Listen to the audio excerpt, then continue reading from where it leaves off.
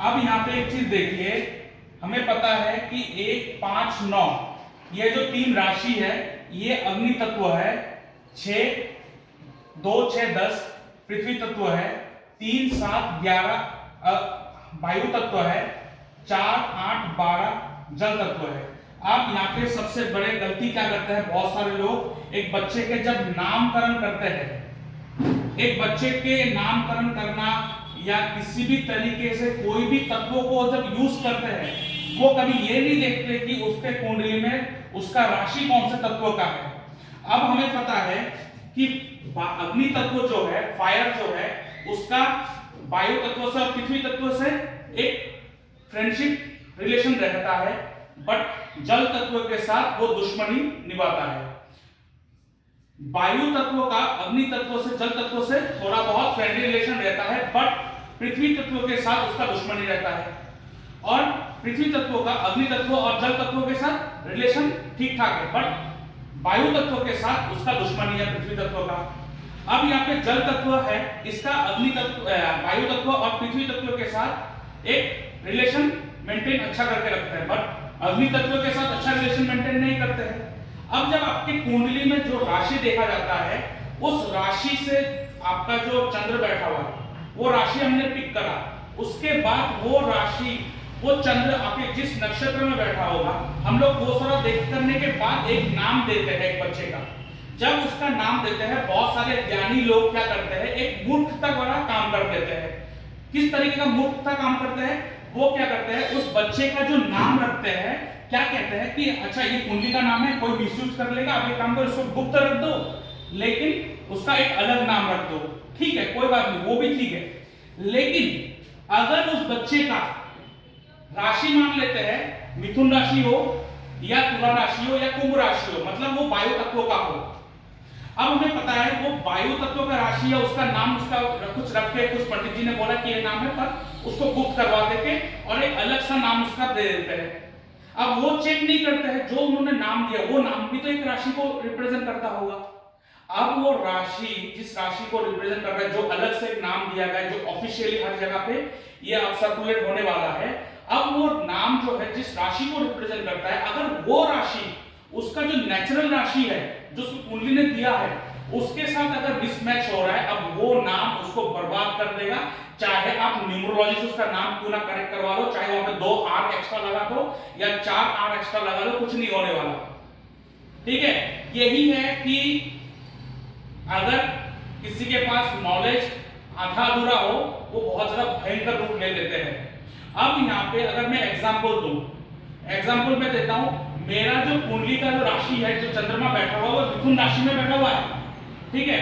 तो मिथुन राशि के हिसाब से जो मेरा नाम कुंडली में लिखा गया है, वो लिखा गया है किशोर, और नेचुरली वही नाम रखना चाहिए, क्योंकि नाम एक शब्द है जो आपको बुलाने के बाद आप सुनते हो और आपके मन को वो टच करता है, आपको ब्यूटीफुल फीलिंग्स होते हैं उस नाम की वजह से।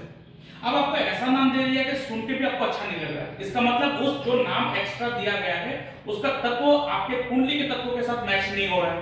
अब जैसे कि मेरा जो तत्व है, जो मेरा राशि हो मिथुन राशि, तत्व हो गया वायु तत्व, बट मेरा जो ऑफिशियल नाम है जो रखा गया है, क्योंकि इस किशोर के नाम को गुप्त कर दिया गया है और मेरा नाम रख दिया गया है अमित। अब चलिए ठीक है, अमित जो है वो मेष राशि को रिप्रेजेंट करता है। अब यहाँ पे अगर मैं देखूं, जो मेरा राशि है मिथुन राशि वो वायु तत्व है और मेष राशि जो 1 नंबर है उसका अग्नि तत्व है, तो दोनों फ्रेंडली रिलेशन रखता है, मेंटेन करता है, तो ये नाम सूट कर जाएगा। लेकिन अगर आपका नाम, अगर मेरा नाम पृथ्वी तत्व से रख दिया होता, जो वायु तत्व का दुश्मन है, अब मेरा खुद का नाम मेरे लिए दुश्मनी का सबब बन जाता, तो ये गलती नहीं करना होता है लोगों को। इसलिए मैं कहता हूं कि इन चीजों को सीखना चाहिए इन डेप्थ, ठीक है। तो इसीलिए आपके कुंडली ने जब आपको कोई नाम दिया है, इसका मतलब ये आपके लिए सुइटेबल है, इसको गुप्त रखना और अलग से कोई नाम लेना, पता नहीं ये क्यों करते हैं लोग। तो नाम एक ही होना चाहिए। हाँ, और एक चीज बता दूं, अगर आपका 2 नाम है, अब 2 नाम का मतलब ये नहीं कि एक क्या होता है, एक तो ऑफिशियल नाम होता है, हर जगह यूज होता है, बट एक नाम वो होता है जो प्यार से आपके मम्मी आपके पिताजी बुलाते हैं, घर पे बुलाते हैं, वो कोई इफेक्ट नहीं करता। लेकिन आपका एक नाम है ए, दूसरा नाम रख दिया बी। अब ए जो नाम रखा गया ए, ये आपके ऑफिशियल में रखा हुआ है, हर जगह पे यूज हो रहा है, लेकिन आपके आसपास के बीच में, आपके सोसाइटी में, फ्रेंड सर्कल में आपको बी नाम से बुलाया जाता है। इसका मतलब वो जो दूसरा नाम है वो भी प्रचलित चलने लगा है।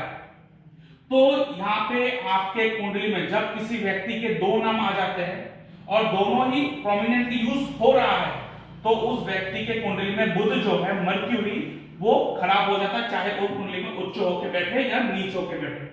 तो हमें ये देखना होता है कि जब भी हम किसी व्यक्ति को कुंडली के हिसाब से जब हम उसको नाम देते हैं, वो नाम उसके लिए सुइटेबल है। बट यहाँ पे अगर आप कोई दूसरा नाम रखते हो, तो वो जो दूसरा नाम आपने रखा, वो अगर उसके चंद्र राशि के साथ अगर मिसमैच हो गया तत्वों के लेवल पर, या लगन से भी मिसमैच हो गया, तब तो बेड़ा गर्क हो जाएगा।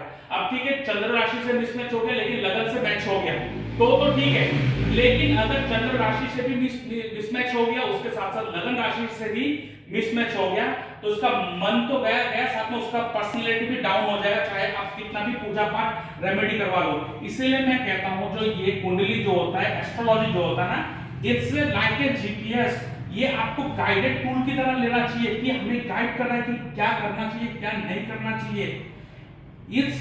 मैं हमेशा कहता हूं astrology is like a way of living life, it's not about doing only remedy.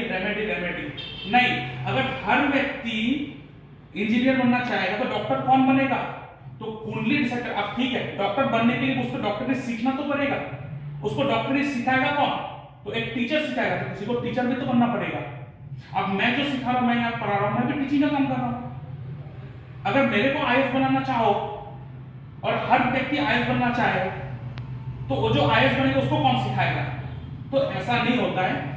सबसे पहले देखिए आपके कुंडली आपको क्या करवाना चाहता है। मुझे ये करना पसंद है, आपको क्या करना पसंद है ये इंपॉर्टेंट नहीं है, ठीक है। हमें दिन में 10 चीज पसंद आता है, जरूरी नहीं है कि पसंद आने से वही ठीक होगा। मेरे पूरे खानदान में कोई एस्ट्रोलॉजर नहीं था, पूरे के पूरे बिजनेसमैन, मैं भी बिजनेस कर रहा था, लेकिन बिजनेस डाउन हो गया मेरा और मैं एस्ट्रोलॉजी में आ गया। तो मुझे पसंद है नहीं है बोलने से तो फायदा नहीं है, कुंडली डिमांड कर रहा है, जाना ही पड़ेगा। तो astrology is what? Astrology is the way of living life.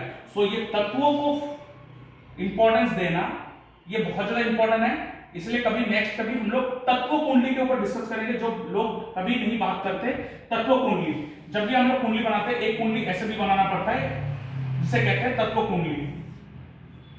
ऐसे 4 खाने बना होता है, उस 4 खाने में हम लोग तत्व कुंडली को बनाते हैं। उसके बाद प्लैनेट को प्लेस करके इस तत्व कुंडली के हिसाब से डिसाइड करते हैं कि ये कुंडली का जो तत्व है कौन सा तत्व है, और उसी हिसाब से डिसाइड करते हैं उसके लिए कौन सा भगवान उसके लिए इंपॉर्टेंट होगा, कौन से भगवान को पूजा करना चाहिए, कौन से मंत्र जाप करना चाहिए।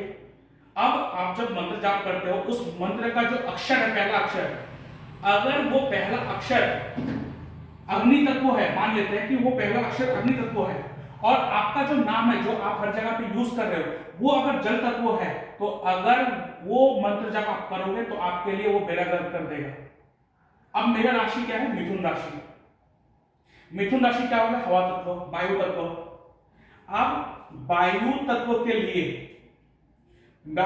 के लिए पृथ्वी तत्व जो है वो क्या है? वायु तत्व के लिए पृथ्वी तत्व उसका दुश्मन है। अब पृथ्वी तत्व में जो अक्षर आता है, एक में यूज कर लेता हूं, जैसे कि दुर्गा माता। तो दुर्गा द जो शब्द होता है वो बहुत भारी होता है, शब्द सुनने में द, तो वो पृथ्वी तत्व होता है। अब ये मिथुन राशि वाले व्यक्ति दुर्गा माता का एक्सटेंसिवली अगर पूजा करने लगे तो उसके लिए ये बहुत ज्यादा प्रॉब्लमेटिक हो सकता है। इसीलिए कहा जाता है कि हर मंत्र में हर किसी को ओम भी नहीं लगाना चाहिए, क्योंकि ओम के अक्षर में अ आता है। अ जो होता है वो वायु तत्व है। अगर आपका नाम पृथ्वी तत्व से आ रहा है, आपका राशि पृथ्वी तत्व का आ रहा है, अगर आप ओम शब्द लगाकर मंत्र जाप करोगे तो ये आपके लिए प्रॉब्लमेटिक हो जाएगा। ये जो पार्ट है ना, एक्चुअली एस्ट्रोलॉजी का इसका पार्ट नहीं है, ये मैंने लाया है, इसे कहते हैं एस्ट्रो तंत्र विद्या।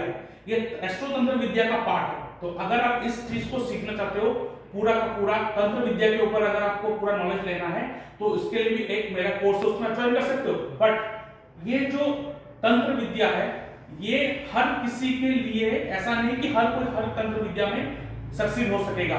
इसलिए कहता है गुरु के सानिध्य में जाना बहुत इंपॉर्टेंट होता है। गुरु के सानिध्य में जाना क्यों इंपॉर्टेंट है? वो गुरु बताएगा कि आपके लिए कौन सा तत्व है, आपके बॉडी कौन सा तत्व है, और वो तत्वों के हिसाब से आपको कौन सा सिद्धि या साधना की ओर भेजना चाहिए। इसलिए एस्ट्रो तंत्र विद्या ये पहली बार आपने इंटरनेट में सुना होगा।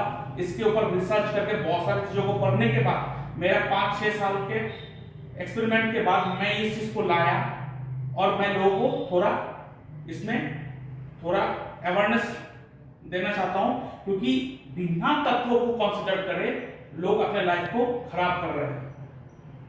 और अगर आप अपना अपॉइंटमेंट बुक करना चाहते हो तो आप मेरे इस नंबर पे मैसेज कर सकते हो। और अगर आप एस्ट्रोलॉजी सीखना चाहते हो तो ये कंप्लीट कोर्स है आपके लिए। और उसके साथ साथ अगर आप सेपरेटली एस्ट्रो वास्तु सीखना चाहते हो तो ये एस्ट्रो वास्तु भी आपके लिए लाया गया है। और इसके साथ साथ एक बहुत ही इंपॉर्टेंट नॉलेज लाया गया है, एस्ट्रो तंत्र विद्या। अगर आप इंटरेस्टेड हो तो आप मुझे मैसेज कर सकते हो।